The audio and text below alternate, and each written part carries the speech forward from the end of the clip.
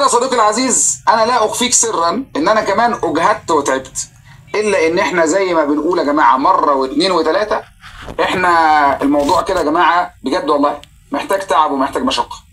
ولذلك هقول تاني قبل ما ابدا كده اتواصل مع الناس كده، اكلم بعض الناس قبل ما نختم.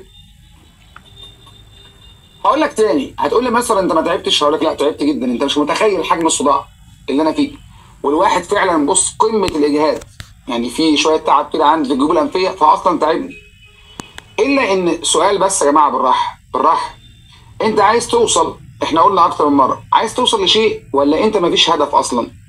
قال لي لا يا مستر بس انا بزهق. يعني الحكايه دي موجوده عند الكل، حته انك بتزهق، والله يا ابني انا مقدرها تماما. ولذلك احنا بنقول ايه بقى يا جماعه؟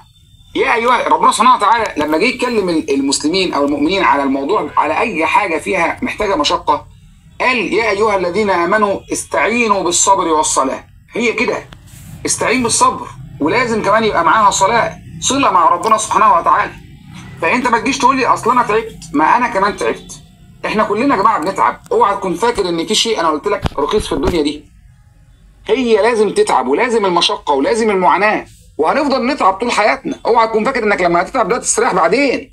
لا لا لا، سيبك من الكلام ده. انت بتتعب عشان توصل لمرحله، توصل لكليه تتعب فيها اكتر عشان تحقق نجاح، فيتعب اكتر عشان تحافظ على النجاح. فتقول لي ومتى الراحه؟ لا، هنا مفيش راحه في الدنيا دي، للاسف مفيش راحه. لو في يا ابني والله العظيم كنا قلنا لك. اوعى تكون فاكر ان الناس اللي وصلت قبلك، يعني اوعى تكون فاكر ان احنا مثلا عشان مثلا دكتور مشهور او مدرس مشهور ان هو في راحه. لا يا ابني، ده في مشقه وتعب، مفيش حد مستريح. وانما الراحه دي انت بتجدها بانك تكون راضي عن اللي ربنا سبحانه وتعالى سخرك ليه والموضع اللي حطك فيه.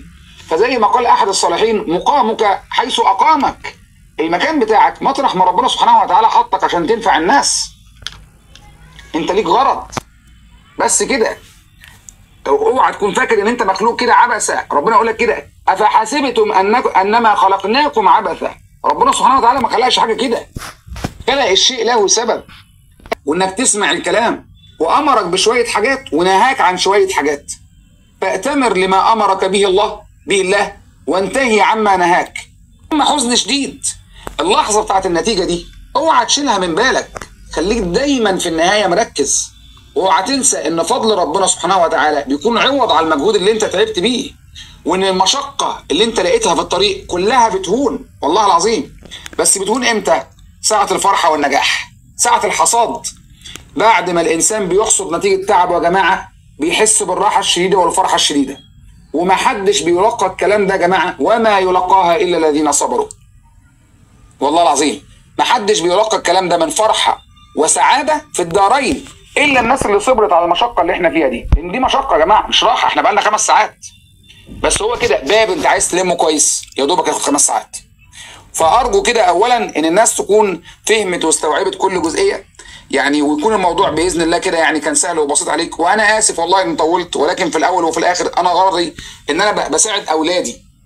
دي حاجه لوجه الله، طالما قلت وتعمدت وقلت ان ربنا باذن الله تعالى يرزقنا الاخلاص والقبول فيها، فاجتهد واصبر عليها. جهز لنا كده يا يوسف بقى، جهزت لنا الناس.